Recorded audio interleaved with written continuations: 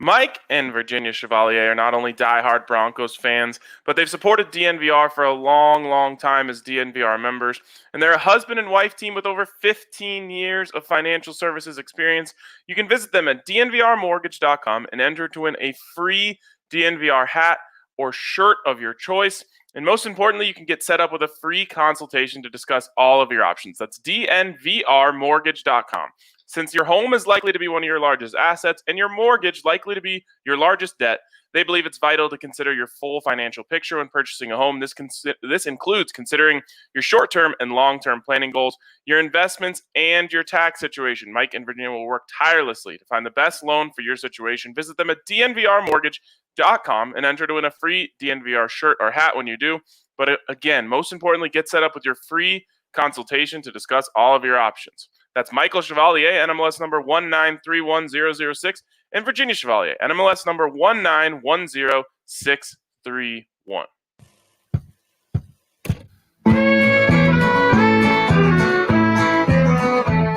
Number one for the one and only DNVR.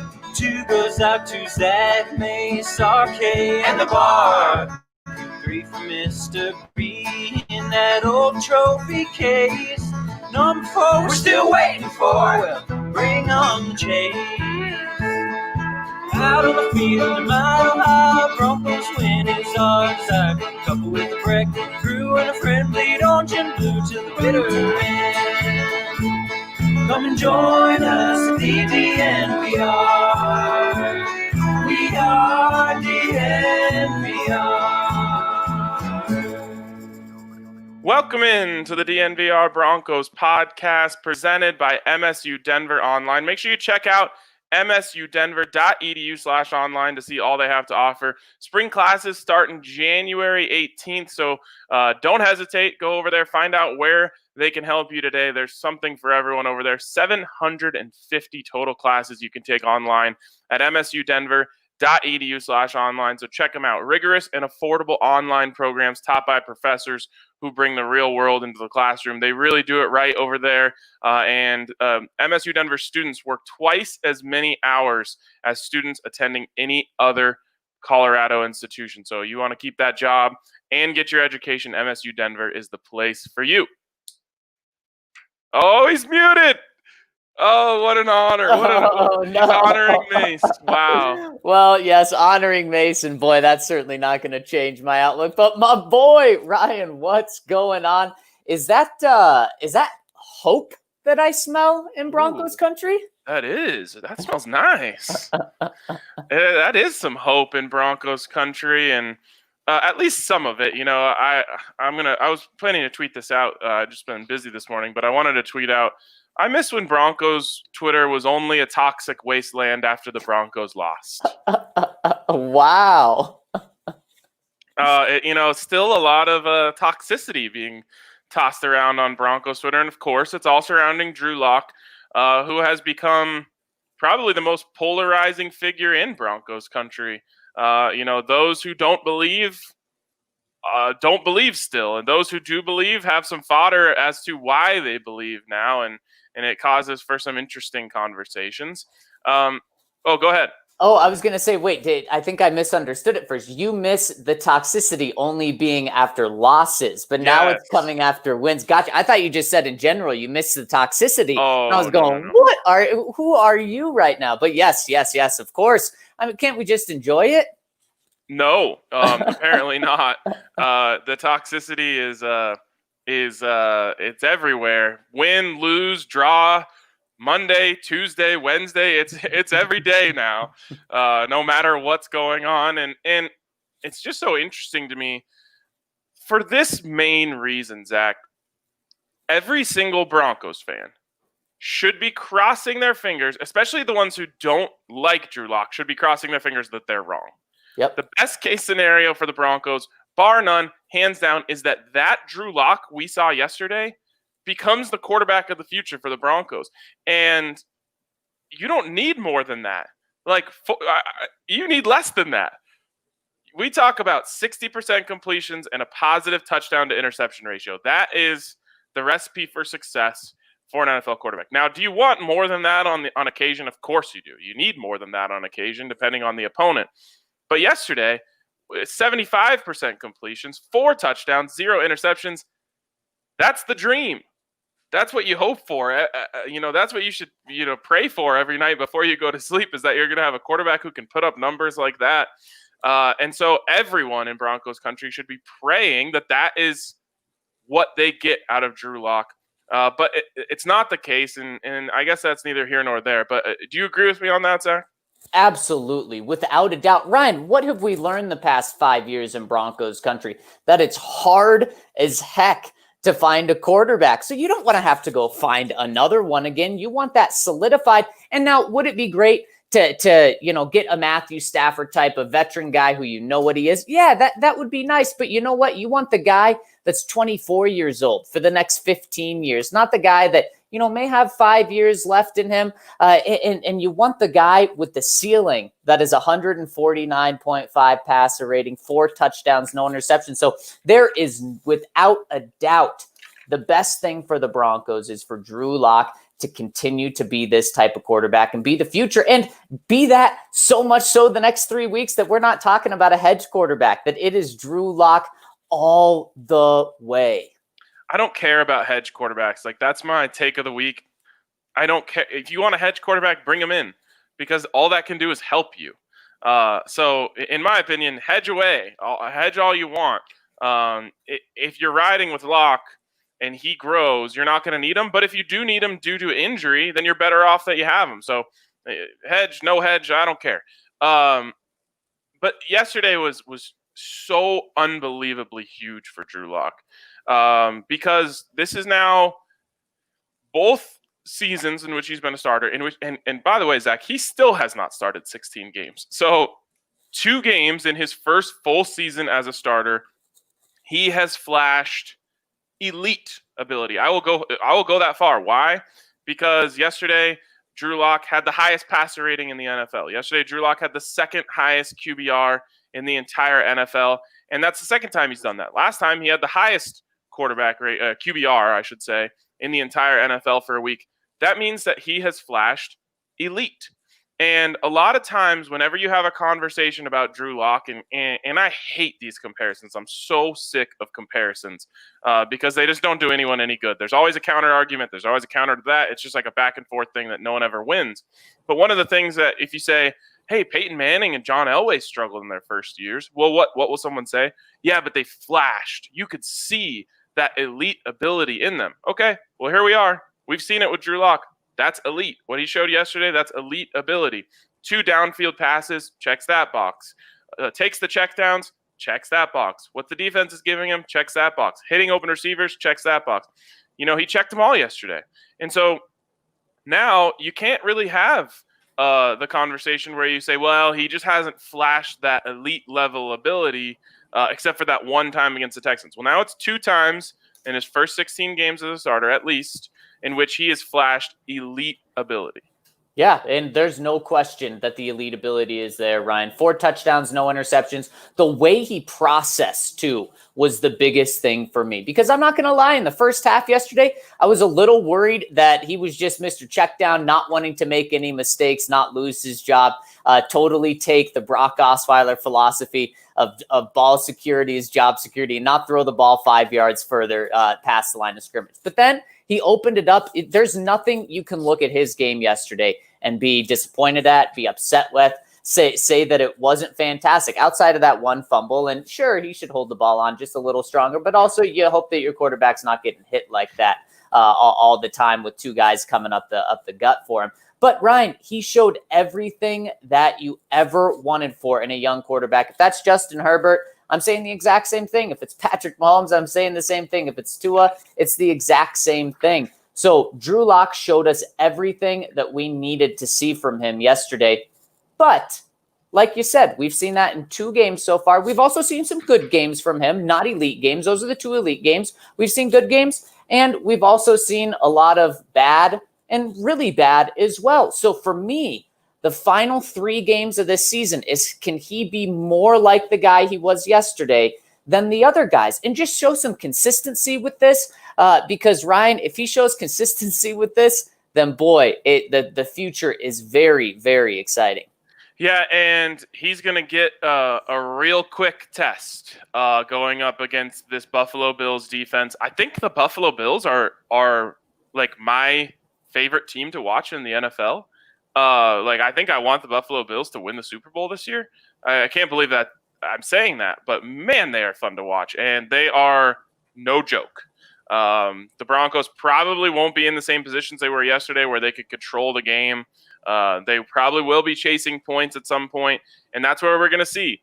You wrote a great story about John Elway and Brett Rippon kind of pleading with Drew Lock to just take what's there, take the easy stuff. The big stuff will open up, and so next week is going to be a real test for him. Although, again, you're not expecting him to go for 75% completions, 4 touchdowns, no interceptions next week. If he does it, well, then, it's time to just put everything else to bed.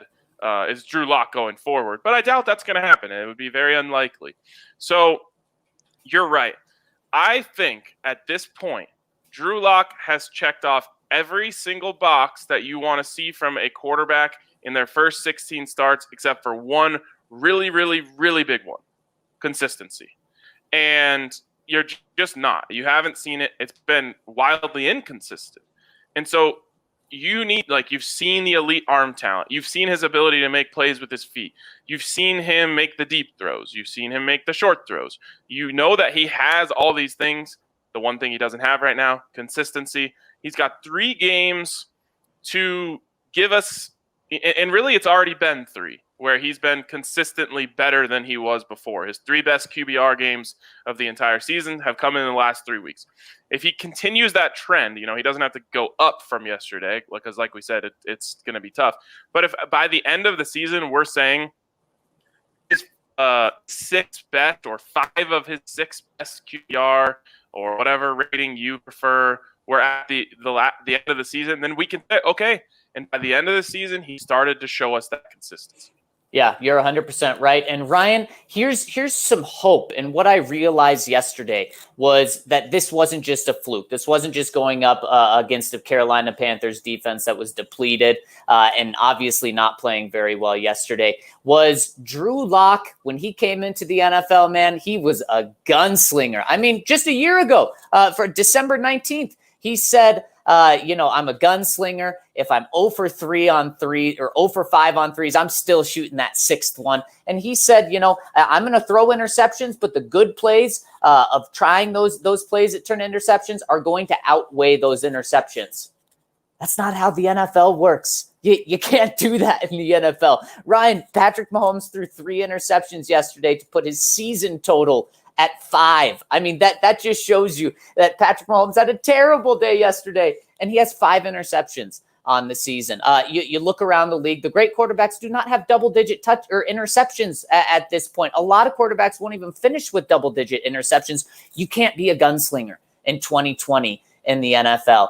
But you know what Drew said? He said, and what he proved yesterday was, okay, I understand that. And it's Brett Rippon talking to him. It's John Elway. It's Pat Shurmur. It's Mike Shula telling him, Drew, you can't force things when they're not there in the NFL. The NFL is too good for that. And he says it's just been harped on me for the past couple of weeks. And now look what he did. He was able to take that advice and learn from it and take what was given to him and take it. And then you know what? He was rewarded with many deep balls yesterday, including the 31-yarder to Jerry Jeudy, and then 2 deep touchdowns as well. So if he can take this going into next week, then that gives me hope. Okay, it wasn't just a great anomaly game.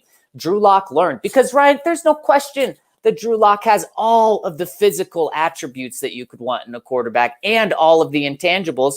It's just the decision-making was the biggest issue. And if you have bad decision-making, I don't care how good your arm talent is, you're not going to be a good quarterback. But yesterday we saw very good, elite decision-making from Drew Lock. So can we continue to see that process? And that process probably will unfold into good stats. 2-to-1 touchdown to interception ratio over the next 3 games, something like that, over 60% completion, without a doubt. But that is what I want to see these next 3 games. I completely agree. And I love that you said he was rewarded. He was. When it's like a boxing match. You got to go to the body a little bit. So they bring down the hands and then you can hit the face. And that's exactly what he did. He body shot, uppercut. And that's how you win. That's how you do it. That's, you got to build up to it. And by the way, Pat Shurmur, thank you for calling body shot plays. There were screens. There was 9 passes behind the line of scrimmage yesterday. I love that. Yeah. Keep doing that. Give him easy ones. And that sucks down the defense. That makes them, look into the flats and all that. And then you can hit the uppercuts. One thing that is kind of funny to me out there right now is this idea that, it's just the Panthers. Well, there's 2 quarterbacks, 2 veteran quarterbacks who have been talked about a lot around these parts. They both go by Matt. That would be Matt Ryan and Matt Stafford. Combined against the Panthers, neither of them threw a touchdown. Matt Ryan threw 1 interception. Matt Stafford scored 0 points. Matt Ryan's team scored 16 points. So it was just the Panthers. Doesn't fly if you're going to make any sort of take along the lines of the Broncos should go get a veteran quarterback like Matt Ryan or Matt Stafford. No, right. And it's important to note that the Panthers are an average defense. And average means average. It doesn't mean bad. Drew Lock didn't go out and slay the best defense in the NFL yesterday, but it wasn't also picking on the poor. Exactly. And one other thing that I really loved from Drew Lock yesterday that probably goes into the formula that I was talking about of all the boxes you want to see from a young quarterback, checks at the line. I thought yesterday was his best game as a pro in terms of knowing what he's looking at and getting the Broncos into the right play. The first touchdown to KJ Hamler, that was a check at the line. He gave KJ the hot route and told him to go deep. And he hit it. By the way, on that play, a great blitz pickup. I can't remember who it was. The Broncos running backs did a fantastic job in pass protection yesterday. Everyone from Phillip Lindsay to Royce Freeman had a big block in pass protection.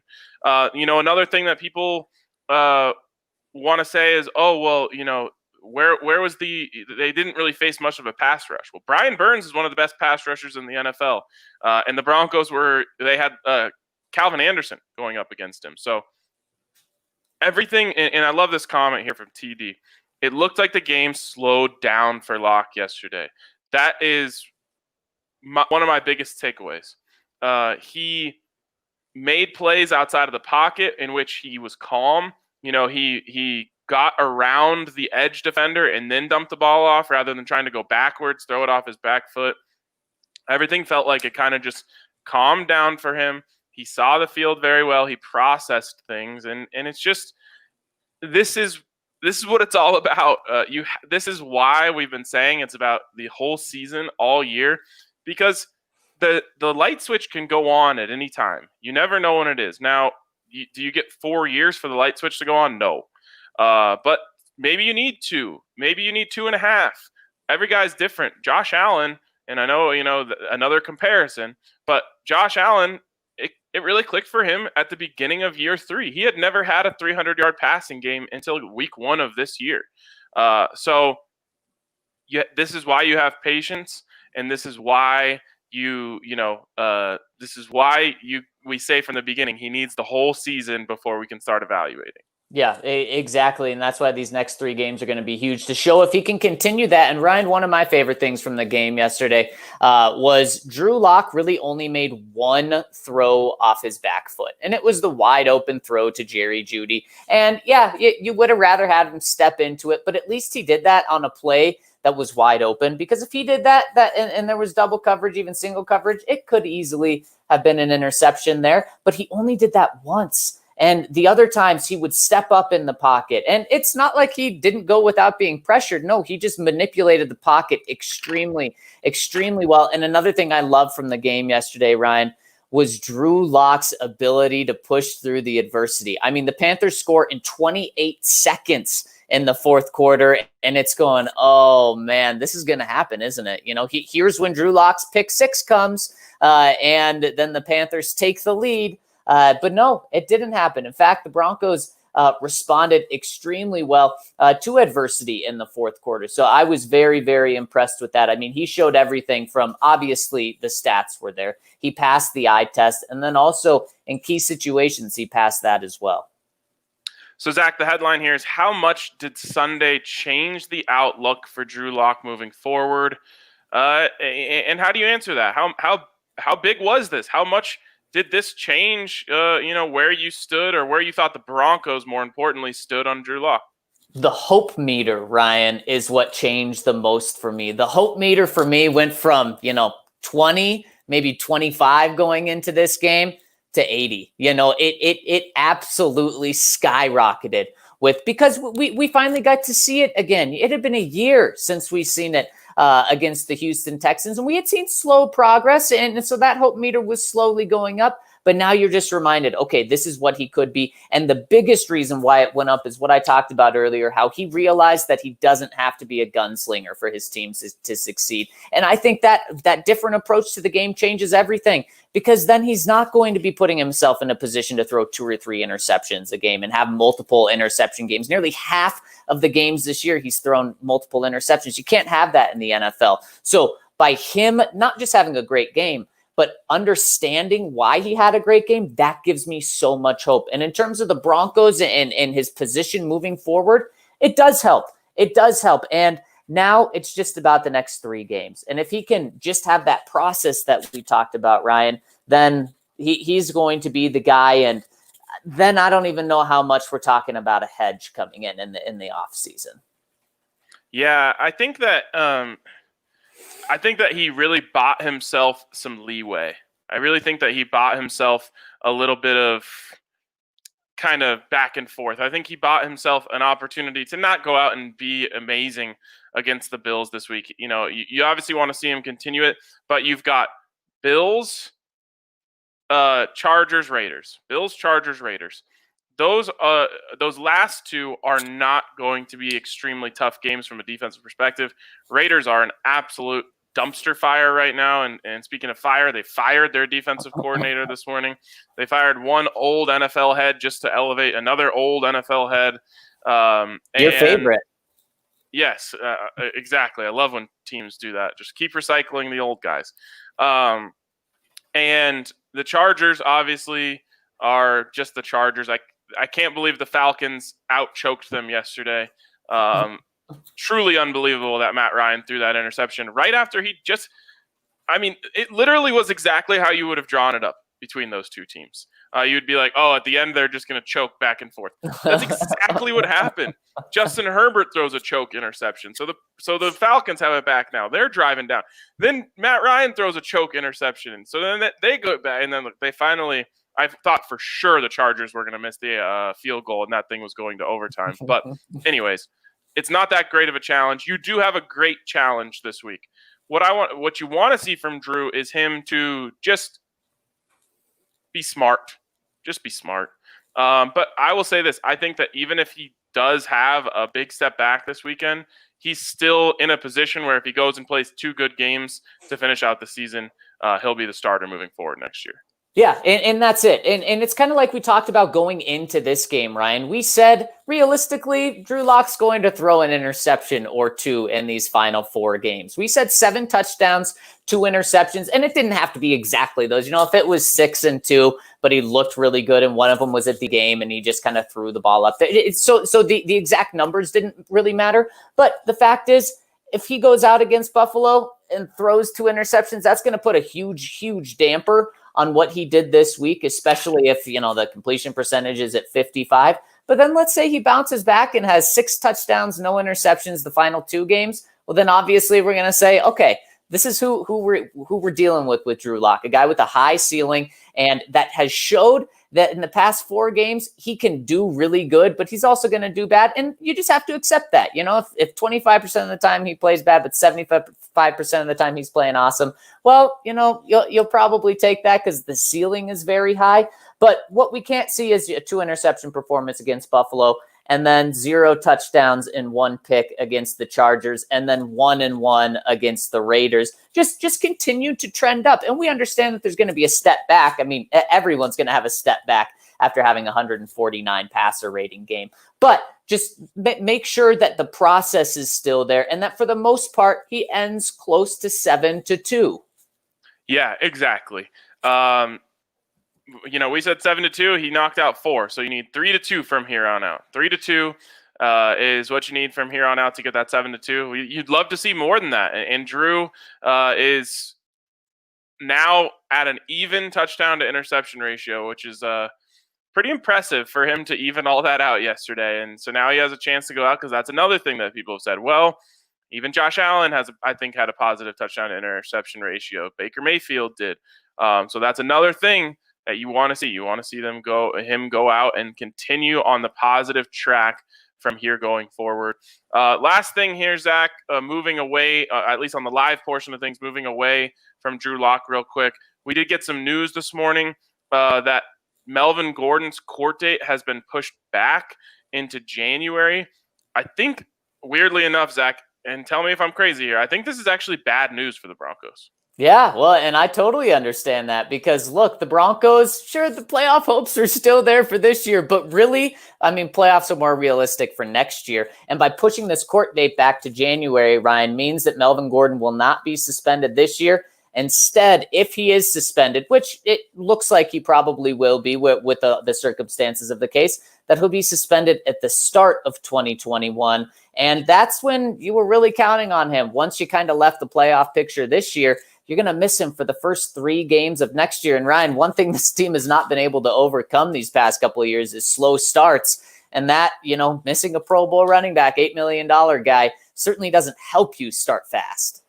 Yeah, I would just much rather lose him for the last few games this season, just like Kareem Jackson last year, and then you don't have to worry about it again. I wonder if the Broncos can talk with the NFL and say, like, if we give him a self-imposed suspension at the end of this season, will you let it go after that? I don't know how those things work, honestly, but that's what I would be interested in if I'm the Broncos, because why would you? It's bar none. You prefer losing Melvin Gordon this year than next year. Without a doubt. Now, Ryan, I actually thought you were going to say the opposite here. I thought you were going to say this is good news, because one thing this helps is it helps Drew Lock, and it helps his development, in my opinion. Because look, we think Drew Lock has taken little steps, and then obviously a huge step yesterday, these past couple weeks. Well, what's been right next to that? Melvin Gordon's improved play. He hadn't rushed for 5 yards per carry at all this season until, I believe, 4 weeks ago, the game before the Broncos were without all of their quarterbacks. He had over 5 yards per carry. Then the game where they didn't have the quarterbacks, you kind of throw that one out. Then 2 weeks ago against Kansas City, over 5 yards per carry. Yesterday, over 5 yards per carry. And what have we heard from Vic Fangio? A running game is a young quarterback's best friend. So if you want to look at this on the positive side, you can say, okay, well, Drew's going to have his best friend next to him. And of course, Phillip Lindsay can obviously be that. We've seen that throughout his career. But just recently, the hot guy, the best running back the Broncos have had, has been Melvin Gordon. So if you want to take a positive look at this, you say, all right, Drew gets his best shot of succeeding these last 3 games by having Melvin Gordon and Phillip Lindsay. Absolutely. And, those 2 guys have been streaky this year. Phil looked like the better running back for a while. Right now, Melvin is the better running back. And this is why you have 2 Pro Bowlers, right? So you can turn to them. Now, I know a lot of people complained about the situational usage of them, and I have too all year. It feels like Pat Shurmur and Curtis Modkins, whoever's making those decisions, is always pressing the wrong button in terms of what player to play when. But I understand why it was Phillip Lindsay late, even though Melvin Gordon was having the better game, because you can't afford to fumble the ball. And Melvin Gordon has shown that he does that, and Phillip Lindsay has shown that he doesn't. So I think you're right from that micro view. it's a little bit better. You're going to need to run the ball against Buffalo to have any chance at success. And obviously you want to run the ball against those last two teams to set up the play action pass for Drew, which is where he's been really, really good. So at least there is a silver lining to this, but it's going to be a bummer when you say you're starting next season without Melvin Gordon for the first two games. Yeah, it really would be. And now John points out a good point. He says Melvin Gordon enjoys a presumption of innocence, and his attorney indicated this morning that they had provided mitigation and evidence to that he's innocent. He has not and may never be convicted of a DUI, and that's very true. So, I mean, that's the best case scenario here. Ryan, the reason that we talk about it in this light is just because what we've heard, and also, man, the way Vic Fangio talked about it right after it happened really didn't seem good for Melvin.